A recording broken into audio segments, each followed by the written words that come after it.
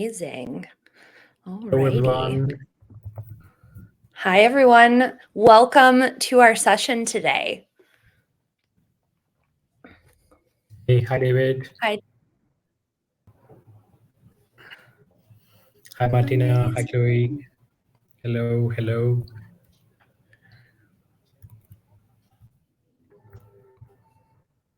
Okay, let's get started then. Good morning, good afternoon, and good evening to all of you here. Welcome back to the ADPList and Notion original series on personal productivity and knowledge management. I'm Utkarsh, and I'm the global expansion lead at ADPList, and I'm the director for this series as well. So just like the last session, let's get started by rating our own Notion skills. And if you would remember, as I said, this is to help us know where we are starting from, where we are presently at, and what's the benchmark that we want to set for us, right? So every session, we keep on rating ourselves from 1 to 5, where 1 is if we are just new to Notion, and 5 is if we feel like a pro. Okay, so let's get started. Let's give it a couple of minutes so that everyone can share the views.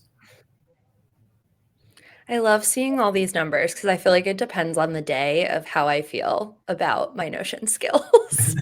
It depends on how much coffee I've had.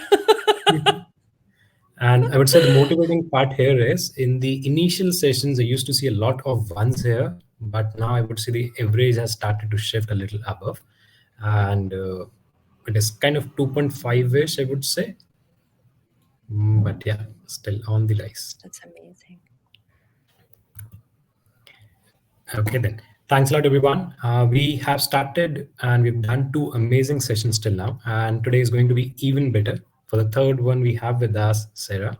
And Sara is the founder and creative operations officer at Systems, a full service operations agency that offers fractional consulting services to streamline and scale small teams. She is the 10th certified Notion consultant in US and recently named the first certified paperform expert. When not working clients, Sarah's mission is to make business education affordable and accessible to all freelancers through a content and community. So please help me welcome Sarah on the stage and let's get started. Over to you, Sarah. Hi, everyone. Good morning from Austin, Texas. I've been watching the chat and just there are so many people from so many amazing places around the world. So I'm excited to kind of dive in today, talk about my journey in freelancing, how I got into Notion, and ultimately how time management has helped me not only launch my first business, but my second business and now my third and fourth businesses, and really just talk about the ways that I use Notion to do that. So without further ado, what I would love first, though, before we dive in, is let me know in the chat, are you a freelancer? Do you own a business? Are you still working a 9 to 5? Maybe you're thinking about becoming a freelancer. I would love to kind of know where you're at career-wise right now.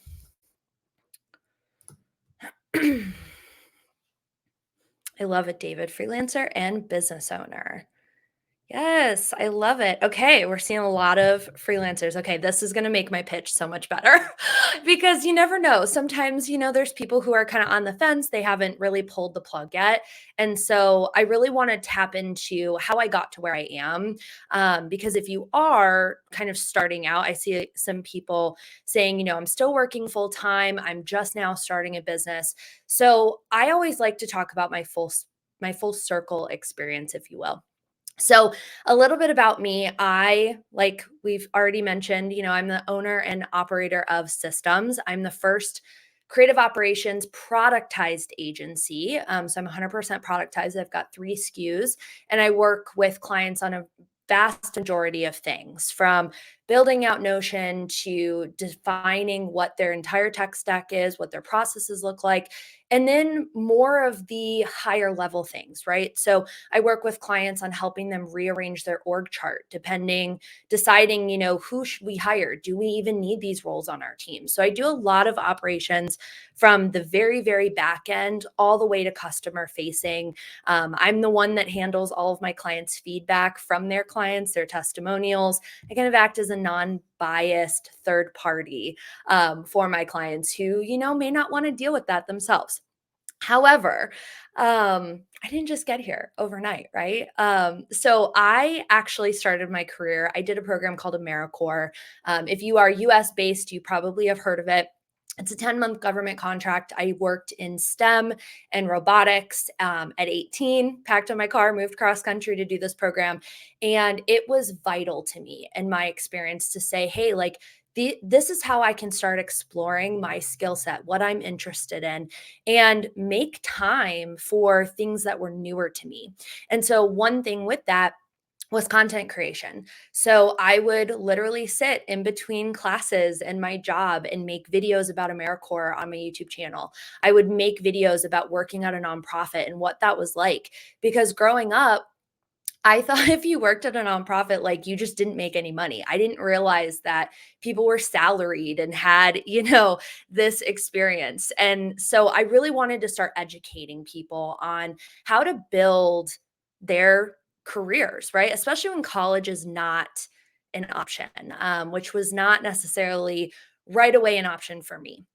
So I did decide to go to college. That was kind of it was a weird time, right? Because if you're a millennial, we grew up in a time where it was like you're only valid. You're only validated if you go to college. And so I decided to go stateside and I took 7 classes a semester while working full time, while doing content. I don't recommend whatsoever, but it was really in that moment where I said, "Hey, like I have to figure out my working habits. I have to time manage so excruciatingly well to make this worthwhile for me." And then from there, I started freelancing. So I live in Austin, which is the tech capital of the US, I guess, kind of, the new one. And I couldn't find a job. Working in the nonprofit space for almost 10 years and wearing so many hats and being able to juggle so many things so well simultaneously hindered me. And so couldn't find a job. And so I honestly started freelancing. I went to all of our partners and I said, "Hey, you don't have me on your team. Let me come film this. Let me come do a social media campaign." And in my first 6 months, I landed 40 clients and I went full time with my first business 3 days before my 25th birthday. So it's been a whirlwind. It has been a very crazy whirlwind experience. So my first business, I owned a design agency. So I do have that background, just like y'all do. I did branding and websites and packaging and all of those things. But I started to recognize my clients were coming to me for a logo when really they needed processes. They needed a right brain bestie, as I like to joke, because they are left brain, right? They are the creatives. And so I started tapping back into, well, how can I help them process? Yes, Paula, San Francisco is still technically the capital of the world, but here in Austin, we're a little biased. So we're your sister city. It's fine. But I started tapping back into those processes and said, how can I serve my clients even better? And with that came a whole new level of client and time management because for me, I had all of my regular clients, but I started picking up clients in completely new ways, such as Notion. And so I did a couple Notion projects. And then in January of 2022, I became the 10th certified Notion consultant in the US, 40th in the world. And there are only currently 54 of us in the world, which is wild to me. And so I said, you know what? I love doing this more. I'm going to shut my design business down. And I went full time with it, and it has been amazing. And then as of about a month ago, I became the first official Paperform certified expert. Program's not officially launched yet, but it is coming out soon. And then obviously I do creative ops. Now, all that to be said, I'm an incredibly busy human and we all are, right? So these are just some of the things that take up my time that I need to manage and plan for. And so as we go through today, I want you to also be documenting kind of where you're at. What requires time from you? Is it, do you have a partner? Are you trying to buy a house? Are you working on a book? Maybe with starting your business and you're still full time, what does that look like? For me, when I started freelancing, I worked my day job. I would get up and be in the office at 7 a.m. I worked until 3 and get home about 3:45, walk the dog, make dinner. hang out with my partner for maybe an hour, and then I literally would work till midnight, 1 a.m. almost every single night for that 6 months until I went full time. And it was exhausting, but I wanted to prioritize my future self, right? I knew that freelancing was something that was new and exciting and made me feel just like I did when I packed up at 18 and moved cross country by myself. There was this whole just like breath of life that breathed into my existence. And so I'm in that same place now, as I'm sure many of you are, where you're like, man, I want to do this, I want to do that. But where do I find the time to do that? Okay. So we're going to talk about all of that today. What I actually use for time management, some best practices that I put into place. Because as you can see here, being a busy human, there's only 24 hours in a day, right? So, how do we make all of this actually happen? And we're going to talk about it. So, some of the time management processes I'm sure you have heard of. So, obviously, we all know about time tracking. If you are currently an employee somewhere, chances are you track your time. I absolutely, though, if you are freelancing, 1,000,000,000%, I cannot hone in on it enough. Do not charge by the hour. Okay. If you want to know more about that, I will help you in a different call. But time tracking is only helpful if you are trying to streamline and automate specific processes. It is not a productive way to say, hey, this is my time management, especially if you are neurodivergent. These models that you see on the screen, I am neurodivergent, which is why I can speak on this.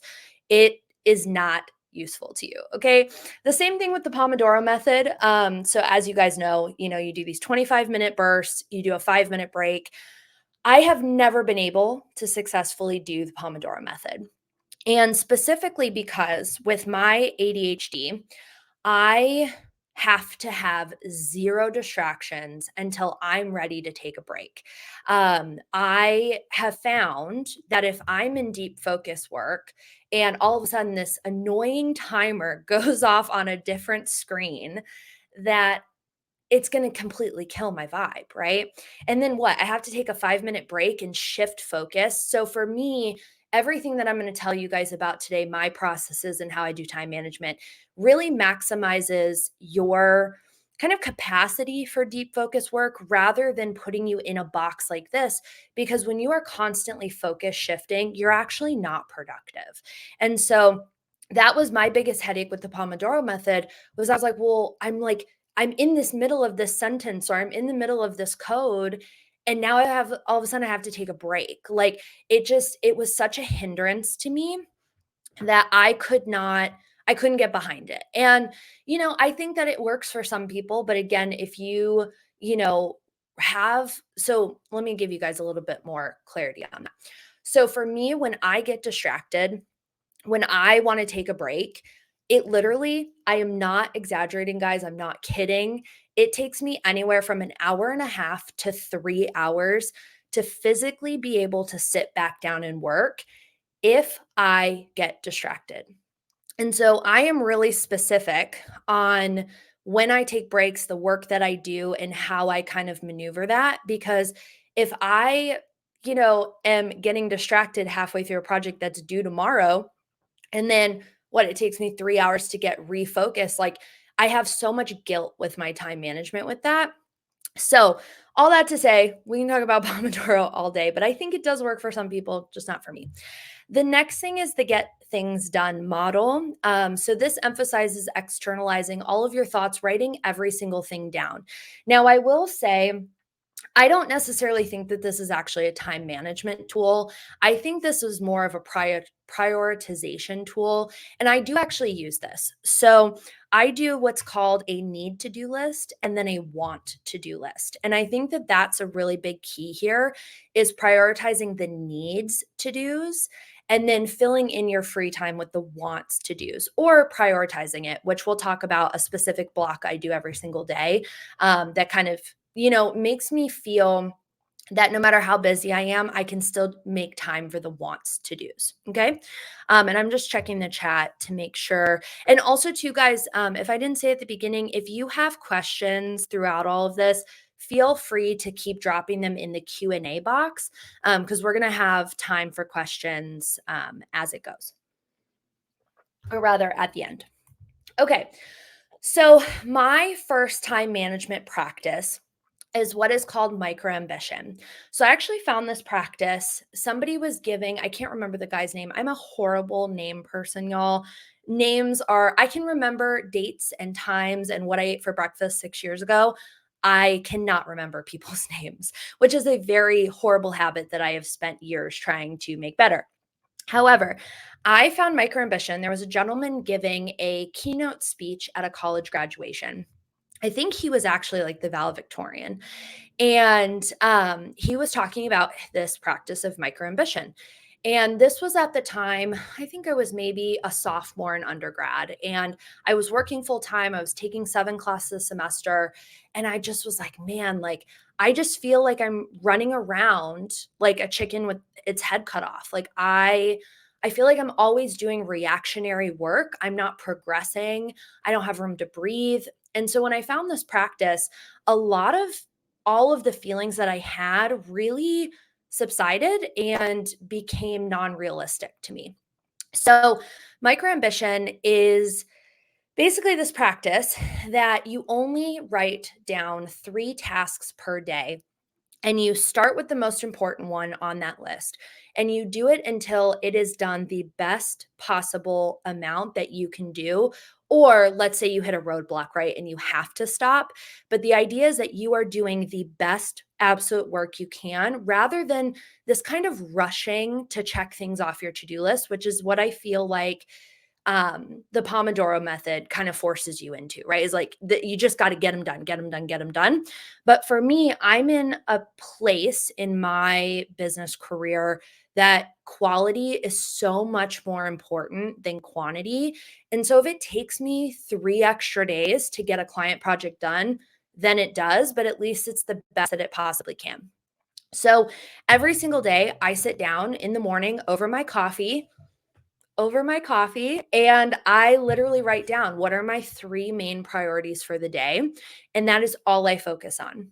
Now, that's not to say when those are done that I can't do other things. Okay. So, again, we're going to go to this kind of do whatever you want block in a little while. But this micro ambition practice, honestly, is the best time management I have ever had, I've ever experienced. And I've been doing micro ambition for, God, I'm going to age myself for a minute, at least 10 years now. I've been doing micro ambition. And with this practice, I've officially launched and managed 2 businesses. I have done content. I have content subscriptions. I mentor people.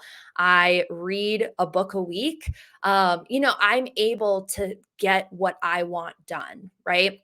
So the next practice is daily themes. Now, this kind of can be, I don't want to say controversial, but I feel like daily themes often gets misinterpreted with time blocking. And this specifically goes back to this idea of constantly shifting focus and that actually ruining your productivity.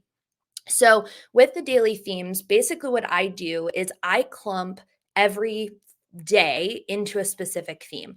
So, for me, I only do client work on Tuesdays and Wednesdays, which leaves Mondays, Thursdays, Fridays. Excuse me. Let me grab some water really fast. I'm a talker, guys. I'm so sorry. I'm just like, let me take a breath. Okay, so what I do, like I mentioned, is I do client work on Tuesdays and Wednesdays. That means Mondays, Thursdays, and Fridays are completely open to whatever I want to work on, whether that's taking sales calls, doing admin work. Right now, specifically, just a little shameless plug, I don't do Black Friday. I do an event called 12 Days of Giveaways, which you can sign up on my website, which is down in the bottom right corner. So 12 days of giveaways is basically literally what it says. It's 12 days of giveaways that I launch mid-December right up until Christmas. And every single day I give away templates. I give like crazy insane discounts. This year, Paperform and Tella are giving full 1 year free subscriptions away. And so like that is something that I'm working on today, Thursdays, Mondays. I'm building that out. I'm working on new offers. And so this allows me on Tuesdays and Wednesdays, very specifically, I do not take any calls unless a client needs to meet with me. I will do that on Wednesdays. But that allows me to literally completely 100% unplug and get all of the work done that I need. And then from there, time management comes into play, right? So we already have this distraction free work day, but then we use our micro ambition to kind of break that down. And then further, I have a practice called AMPM Blocks. Now, this again, honestly ties back to my neurodivergency and just who I am as an individual. So, AMPM blocks really is the idea that you are paying attention to when your energy peaks are. So for me, because my entire career, before I went freelance, I had to be at the office at 7 a.m. You think about high school. I was in marching band. I had to be at the band field at 7:30 every morning. And so for me, I am naturally an early riser. I've kind of started sleeping in just like a little bit extra than I would prefer, but I am way more productive first thing in the morning than I am at 3 o'clock in the afternoon. And so for a very long time, I'm curious like who's here that has either recently shifted from a 9 to 5 or maybe you've been out for about a year, but you have it ingrained in you that you have to be available and you have to work between 9 to 5. And that's just not true. It's not real. It's all arbitrary. And so if you are way more productive at 7 in the morning than you are at 2 in the afternoon, why force yourself to have another cup of coffee and just do the work in the morning, right? So kind of what my days look like is I start my day about 7:30, 8 a.m. and then I go distraction free and I work nonstop until usually like 11:30 noon, and that's my hard break, and I have a true 2.5 hour, I call it my daily siesta, every single day, because I know, like, that intense focus block in the morning, I need to go watch TikTok, I need to go for a walk, do whatever I need to do, and just, just, like, break it down a little bit, right? Relax my brain, so that way my second block in the afternoon I'm actually ready to go and I feel good rather than forcing like working a straight 8 hour day. Now, the other thing I do want to mention is I also, in a very hard, disgusting way, I am incredibly productive at 9 o'clock at night. I don't know why, but I get these bursts of creativity and energy. And so, honestly, I work from 9 p.m. to like midnight every night, whether it's like doing things on my phone and looking at content or like I'm doing some updates to my content subscription. So like last night I sat and was, like redoing all of my graphic art, blog covers, right? Like it's not crazy intense. I can lay in bed with my laptop, but I'm looking at those energy peaks and saying, "Okay, I'm going to tap into that instead of kind of, you know, yeah, decompress." Thank you, Sarah. My brain. I've not even finished my first coffee this morning. It's a little early for me. But I do not force when I don't have the energy to work. And that also includes why I do 3 days of admin creative work each week, and only force clients into 2 days. Because if I have super heavy client projects, I don't want to spread that out and be exhausted every single day.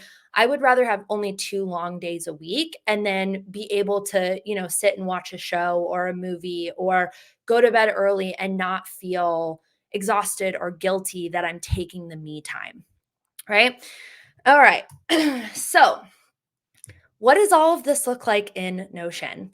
That's a great question. And I think I'm a little controversial when it comes to how I build in Notion. So, we'll talk about it here in a second. But I'm curious, let me know in the chat, where do you do your time management? Are you using Notion? Do you use your Google Calendar? Where are you currently tracking your time or tracking your tasks in terms of what you do every day? And if you don't have a process, let me know too. Cool. Okay, Notion, Google, Paper. I'm a paper girly, man. Okay. I haven't heard of Reclaimed AI. Interesting. Notion, trying to use Notion, Paper, Google Calendar. Okay. Awesome. Paper bullet journal. Okay, listen, I tried the bullet journal thing at the beginning of COVID. It was a nightmare. I give people so much, like, if you can do physical art, I'm very jealous of you. I am not a girl who's creative with her hands at all. Um, Clockify, paper calendar, online calendar, post-it notes. Okay, perfect. So I am in the middle of all of y'all. So I actually have an assistant on my team who manages my weekly planner, which this is a cleaned up kind of mock of what it looks like. So they go in, they look at all of my client notes every week. They look at our client meetings and they say, hey, you need to prioritize this week. Hey, you've got a call with so and so this week. Hey, this email's been sitting in your inbox. You need to prioritize it, right? And so, how we have ours broken down is we use toggles. I am a toggle girly. Listen, toggles are my favorite Notion feature out of everything because I love grouping information together and making it super clear and concise and to be able to kind of hide away so it's not distracting. And so when I again think about my focus shifting and maximizing my time, the less distractions and the simpler system I can have, the 20 million times better productive I am. Okay. I have so many friends that have built second brains and that are leaders in the productivity space. And all of those templates and workspaces are just far too complex for me. I also am not, feel free to quote me. I don't care. I don't believe in like saving tasks. Like if it's done, it's done, it's gone from my mind and that's it.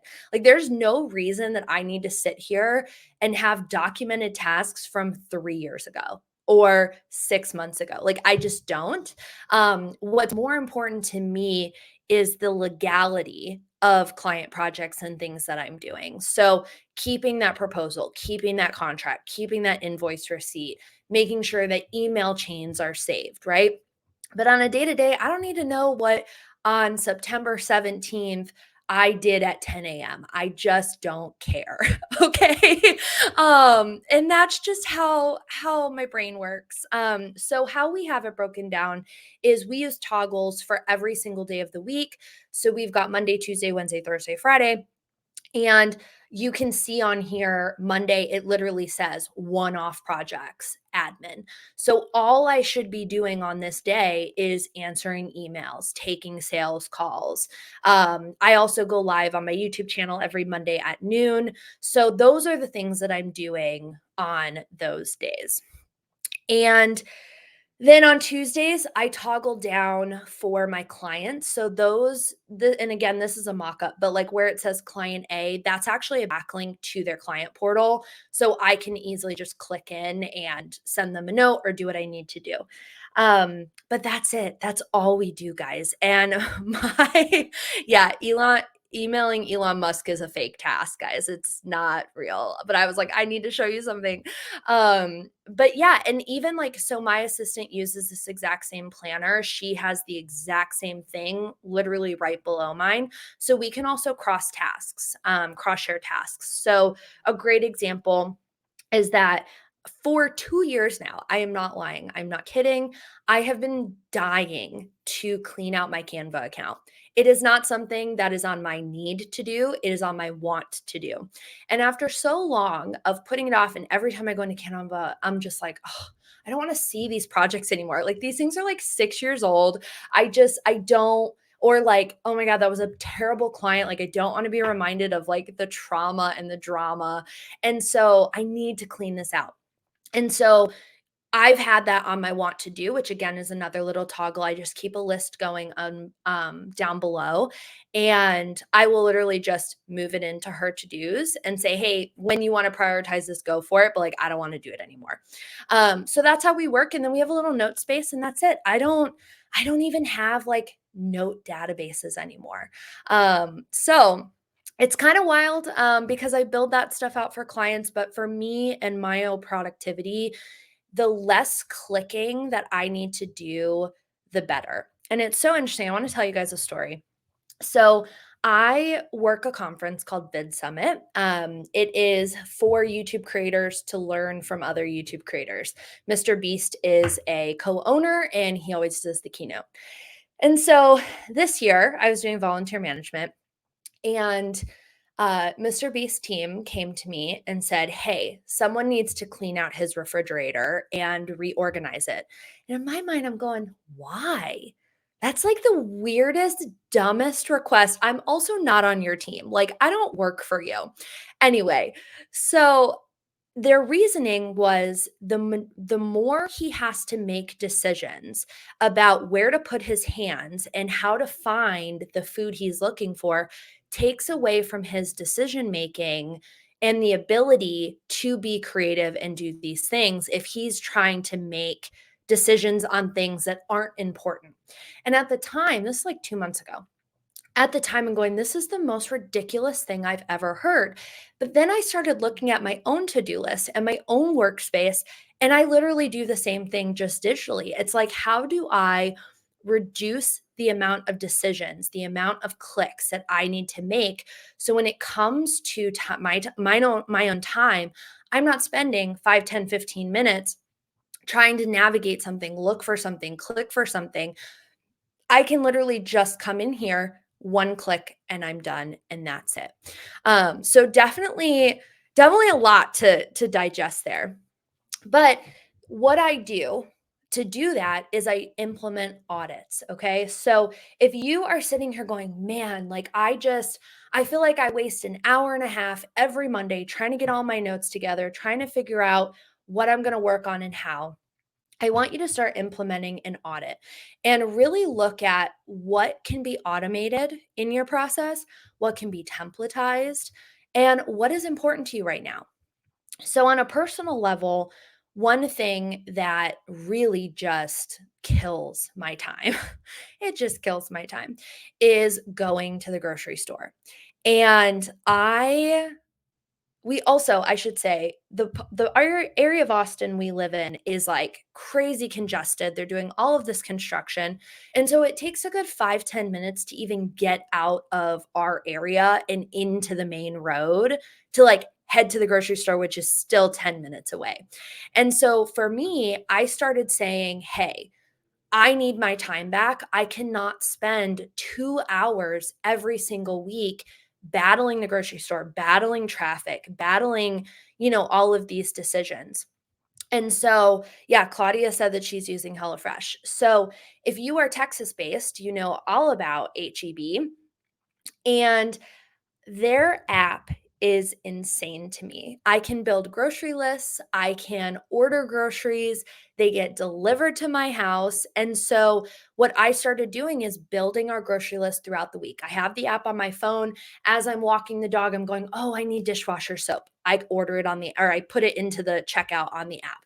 Oh, I want to do, I don't know, I want to make pasta tonight and I don't have any tomatoes to make tomato sauce. Add it to the list, right? And so with that, I have cut down significant time. I also have a pretty extensive Notion database, actually. I did a video on this not too long ago that when I pin a recipe on Pinterest, it automatically gets added to a recipe book in my Notion account. And I have a formula written that it auto suggests recipes for me that I haven't cooked or that I haven't cooked. I think it's like 45 days or more. And so I've even cut down on decision making on what should we eat for dinner. And we do a little bit of meal prep that obviously saves time, but grocery delivery has changed my life. Another thing that I recently audited that kind of has broken my heart a little bit, but I realized it was taking up hours, like hours a month, is what I call just because calls. People who want to pick your brain, people who just want to get coffee and catch up, people who, are kind of thinking they want to hire you, but aren't really sure and they're shopping around. I don't do just because calls anymore.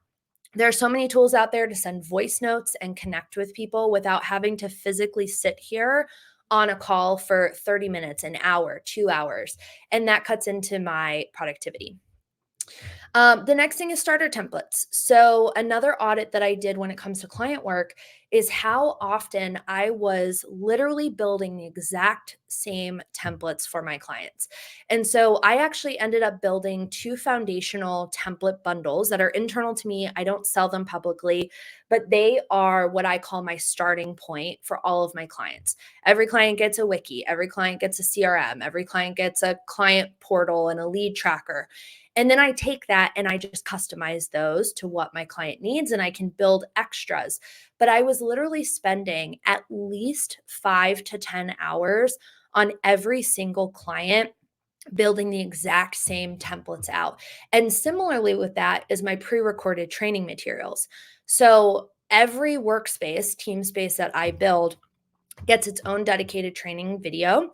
Plus, I do an overview video of the entire account, plus Notion basics, right? Because so many clients come to me and they're like, hey, I've never used Notion, but I want to spend $12,000 with you and have you build it out, right? Totally fine. I'll take your money, but I have to produce the educational content.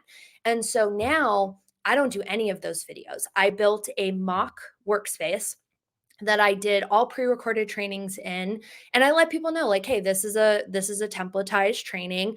When you go into your account, it's going to look a little bit different, but these are the foundational items that you need. Additionally, I have a hard 5 p.m. stop for dinner. Like I mentioned, I do work at 9 p.m. again every night, but dinner is incredibly important to me. That is my time to decompress. I love to cook.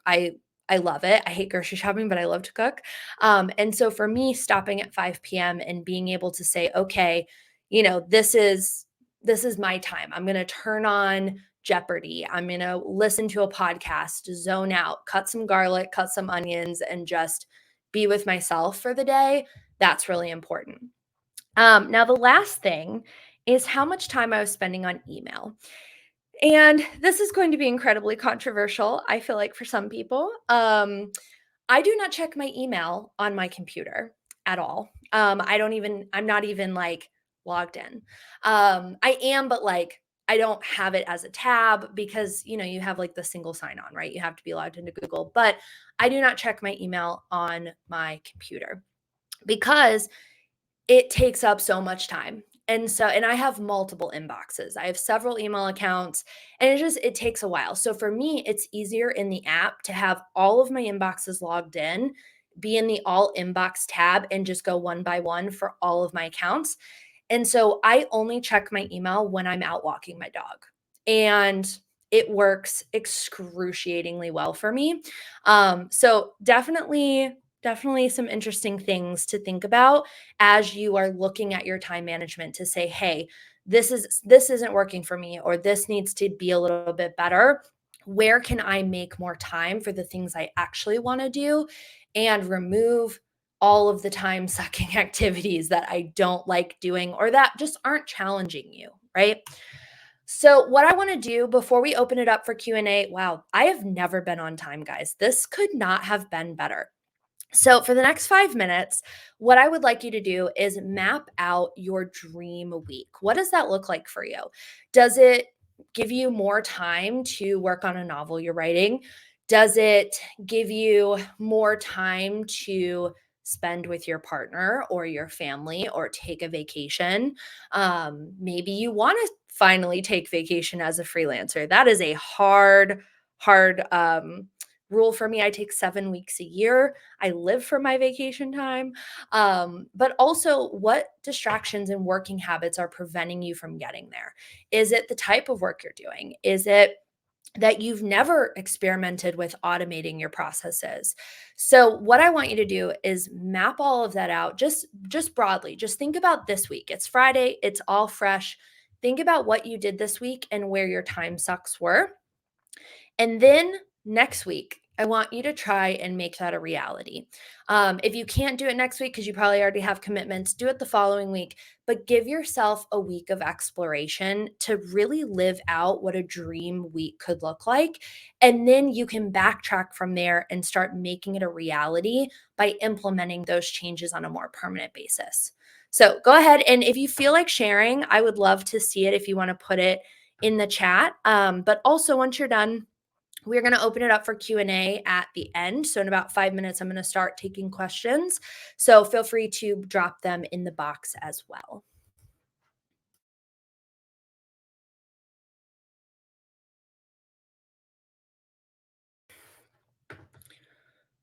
Yeah, walking, Cynthia, is a great way to clear the mind. I have a walking pad here in my office that I don't walk on as much as I wish I did anymore, but the weather's just been so nice here. So I'm like, finally, like, okay, I can go outside. It's not 200 degrees.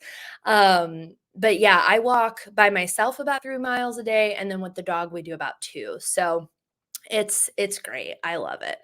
I also tend to listen to really angry music. It's called divorced dad music. So it's like Creed and Breaking Benjamin. And I listen to a lot of like the louder stuff just to like drown out the business thoughts because I feel like all I do is think about my business. That's all we do as business owners. And so I specifically listen to music that makes me not be able to think about my business.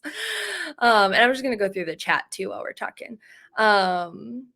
Yeah, Sprouts is great. I love Sprouts. Their produce is so good, but they're really far from me. They don't do delivery, and it's just like a good 25-minute drive. So it's rough. Okay, let me go back to that. Okay. More time for sleep. Yes, Lucy. Oh my God. I value my sleep like nobody's business. I will actually say I started taking, I don't know if y'all have heard of the company Alice Mushrooms. It's a mushroom company, but they're legal. It's like Lion's Mane, but it comes in chocolates. And so they actually have a sleep version, a sleep mushroom that has zinc and magnesium and just like minerals to help you actually like fall asleep and, revitalize. And I have been sleeping like an absolute baby since I started taking them. They also have a brainstorm one that I take every now and again, but it doesn't do what coffee does. Um, okay, read a physical book. I love that. I'm assuming, yeah, okay, you're in Fort Knox. I use the Libby app, and so I rent books from the library, and I've been really getting into audiobooks lately because physical books, I fall asleep when I hold a book. So I need to be able to be moving and rocking and rolling. Be able to complete my hardest tasks and not getting distraction by the millions of less important ones. I love that. Brian, if you have heard of Rad Reads and he has a practice that he calls the 10K method, I think. And his whole process is about how to put your work into doing more of the 10K work versus like the $1 work. So if you haven't learned about Kehi and Rad Reads, I would definitely look into that. Take a walk in the afternoon. I love it. Your tasks are boring. Okay, well maybe we need to shift a little bit on the type of work you're doing. Love audiobooks. Yeah, me too. I actually just finished an audiobook that for the first time ever had background noise in it. So when they were explaining being in a thunderstorm, you could hear a thunderstorm playing, and it drastically changed my experience with an audiobook. And it's like, why are other audiobooks not doing this? Like it was such an experience that I'm kind of sad that not all audiobooks do it, right? Like, how do I find audiobooks that have background sound? It was incredible. Um, thank you. Makes me want to add talking to Sara to my weekly list. Yeah, come hang out in my live stream. I am there every Monday at noon. Spotify includes 15 hours of audiobooks. Yes, but Libby's the best for sure. Amazing. I have 3 projects and I struggle to prioritize. Okay. So maybe Vernice, I hope I said your name right. Veronice. I think it's Veronice. I definitely would say, are the projects the exact same? Is one considered more important than the other? Or do you just not like the work? If you're struggling to prioritize, maybe it's the actual deliverables that is an issue. Or also too, actually, another thing to that is, and this is like a whole piece of time management that we didn't get into today, but I have a practice that I call annual mapping. And it's a free workshop on my YouTube channel. It's like 35 minutes maybe. And I teach you literally how to not only plan your availability for projects, but how to overlap deliverables to prevent burnout. It's a free workshop, like I said, and it comes with like a Notion template and stuff. So I would definitely think about that too. Like, is it hard to prioritize because you have the exact same stuff due all the time and you're struggling to be like, oh, who deserves my attention when? So definitely check that out too. I'm a to-do list and want to stop waiting till the next week before. Interesting. Okay, Ashley. She said, I have a business mentor I meet with once a month, and I'm given a to-do list, and I want to stop waiting until the week before. I'm curious why you wait. I would definitely look at doing an audit on that of, are you being given tasks that are going to make your business better and maybe you can't see the reward right now? Or is it stuff that maybe you don't understand why you have to do and you're just doing it because they're telling you to do it? So I would definitely look at an audit for that, but also maybe the to-do list too. How can you integrate it to stuff you're already doing? Is there a way? I mean, obviously, I don't know what's on that list, but I wonder if there's a way that you could kind of, kill two birds with one stone and knock stuff out together to make it better. Okay, guys, I'm gonna open it up for Q&A. Let's take. What about multitasking people? How could you manage it? Multitasking people. I guess, David, do you mean like people on my team? Like, how do I manage people that multitask? I don't personally believe that multitasking is productive at whatsoever. I don't think that, but again, it's just how my working mind is, right? So I know for a fact I cannot multitask. I can kind of group things. Like I think about like when I clean my house, right? When I'm like cleaning up and I'm in the kitchen and there's something that goes in the laundry room, but there's also something like 10 feet away that also goes in the laundry room. That to me is multitasking, grabbing both and going there. But when it comes to like deep focus work, I don't think you should be multitasking whatsoever. All right. Let's see. Will I share the slide deck? Yes, we will be sharing that, and I believe a recording after this. I believe so. Okay, so Aaron asked, on your workspace, how did you format the text that says meetings and to-dos? So those so those are actually single cell simple tables. And it's just, I click on the toggle that says like, oh God, what is it? I'm a terrible Notion expert. It's like it's like the primary column thing that just like automatically highlights it. That's all this is it's a simple table. But as you guys know, like in simple tables, you can't actually use Notion command block features like the to do block, check off box. You can't do toggles. And so I like having the two columns here and then being able to physically check them off or turn something into a toggle if I need to. So yeah, that's how I did that. I'm a hacker, man. I'm just like, for me, it's got to look the way I need it to look or I won't use it. What are some scenarios where you feel like you need to change your theme days? So a great example is things like this that are coming up, right? If I have an event, like I am on a I'm part of the Solo Creator Summit in December, which falls, I believe it's a Tuesday or Wednesday.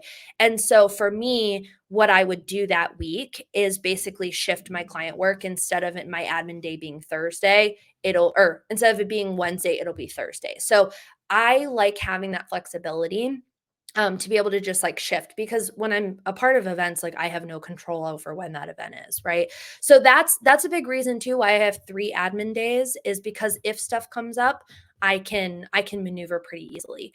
And the other thing I should mention about clients is, because I do a 90-day roadmap with them, I do a bi-weekly check-in with my clients. And so if I have to switch a day, they're not expecting me to work on Tuesdays or Wednesdays. They're not waiting to hear from me on those days. So if I have to switch something, it's not that big of a deal. Ashley asked, what was the name of the 10K read author's name? So his name is He. I will put it in the chat, the actual chat box. So it's He Rad Reads. And you could do like the 10, I think it's the 10K model. If you just type that in into Google, it'll come up. Can we use your template for to-do list in Notion? You can totally screenshot this and build it yourself. I do not have this as like a public template though. And I don't really release templates, guys. Like I do, but in my content subscription. So I think if you go and find me in like the Notion template gallery, I have like 2 templates in there because I don't really make public templates. This is a great question. How do you tackle with phone distractions, specifically using social media in the workplace? So my phone is on do not disturb all day unless I am out for a walk in my kind of 3 hour, like just like break period, right? My daily siesta, as I call it. So I don't ever have like my phone going off. I also like my phone is here, but I keep it face down. So I also like the screen doesn't go off, all those things. But I also too, like I genuinely enjoy my community online. And I think that's too why I've shifted into having like 3 days of admin work is because I love engaging. Like I hang out on Twitter every day, all day, pretty much, unless I really am focusing.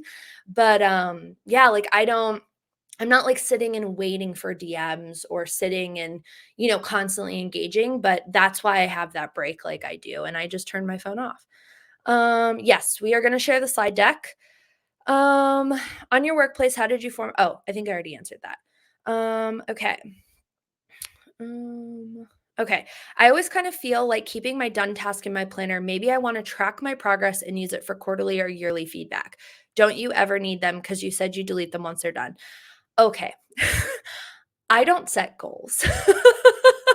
I have never really set any goals in my business. I am very naturally an analytical 0-1 kind of data person that if I am regularly seeing habits happen, I pivot. I don't sit and hold out and say, okay, I set this goal, like I have to achieve it, I have to work on it. Because for me, I think my superpower is literally strategically pivoting. And so for us, it's like, yeah, we have an overall business financial goal every year, but in my mind it's like, okay, I know I need 4 clients a month to get that. Cool. I have one client that hopped off, I got to go find another client. I'm really fortunate that the Notion directory being a consultant like always is shipping leads to me. So I don't even like I've never done sales goals. I've never done like, okay, I need to reach out to 10 people a day, cold marketing. Even when I had my design agency, I never did. I'm always referrals. So I don't do quarterly reviews. I don't do yearly reviews. I don't set goals. I just don't. And I think I've done pretty well. So it's, if we ever get to that point in the company that we need to, I'm going to hire somebody for that because my brain just doesn't work that way. Okay. So this is a great question from Sherry. Can you make the weekly planner reoccur every week automatically? Yes. So one thing I didn't mention, this is one single page in Notion. It is not in a database. It does not live in a database. It's not reoccurring every week, but you could. So if you go into a database and you set up your template, you can click the 3 dots to edit it and click schedule or reoccur, and then you can just have it set up to do every Monday at midnight, right, of that day. So you definitely can do that if you wanted to start a new planner every single week. We just don't because it doesn't work for us. So okay, does it happen with you too that some days are so emotionally heavy and you're just drained so you rest your whole day or days? 100,000,000%. I am the first person to tell you that it took me years to figure out what that looked like for me and to quote give myself grace. I've been in extensive therapy since I was a child. I do what's called EMDR therapy, which is more for PTSD, trauma, childhood trauma. And that 50-minute session is so exhausting to me that I specifically schedule it at the end of my working day on a day that isn't super deep focus heavy. Because if I can't go into that session being the best that I can, what's the point of going to therapy, right? If I can't show up the way that I need to. But I also know by the end of it, I don't talk to anybody. I don't want to do anything. And so that is a big reason too, like why I schedule the things that I do the way that I do. But I also have days where I just wake up and I'm like, man, I need a break. Like, I just want to do fun stuff today. And as a freelancer, I think for a while, it took me a while to remember that it's okay to work when I want and do the things that I want. So, there was a day last week where I was just like, man, I cannot get into this. Like, I don't know if I was tired or I just like wasn't feeling it, right?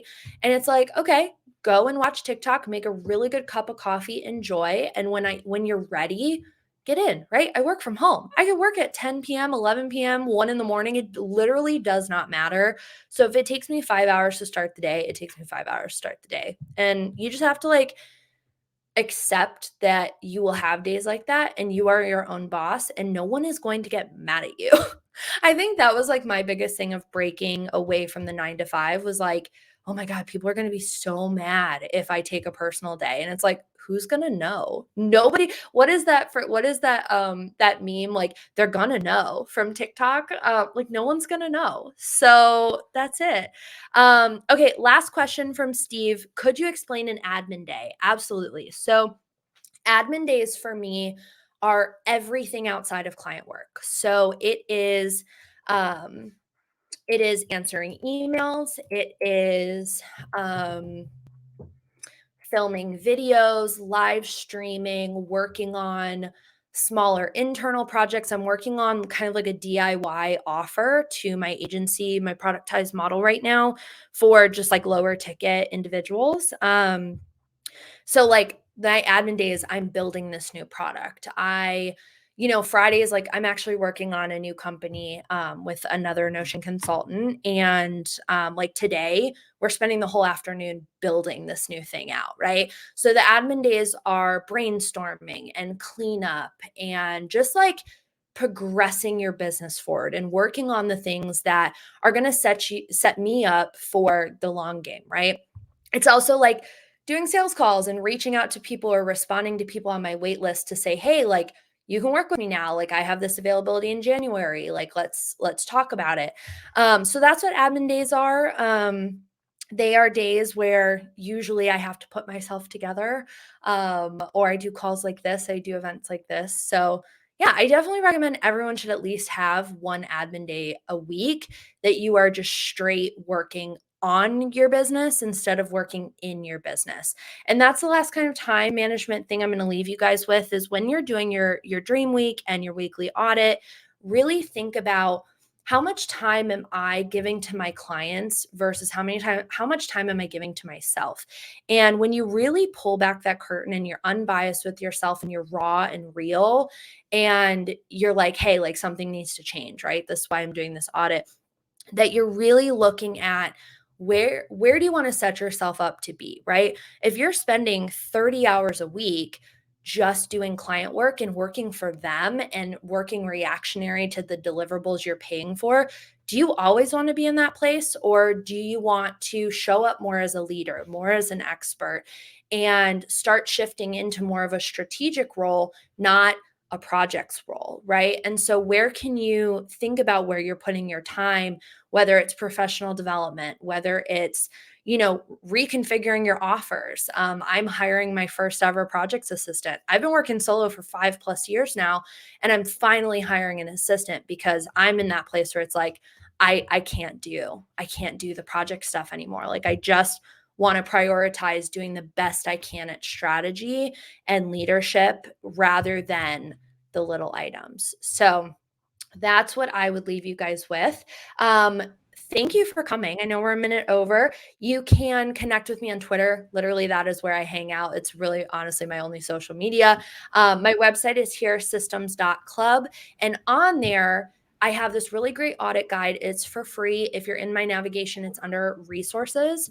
And this audit guide will help you look at your actual freelance processes to say, hey, this needs to be automated. This needs to be streamlined. This needs to be done manual. So you will get that.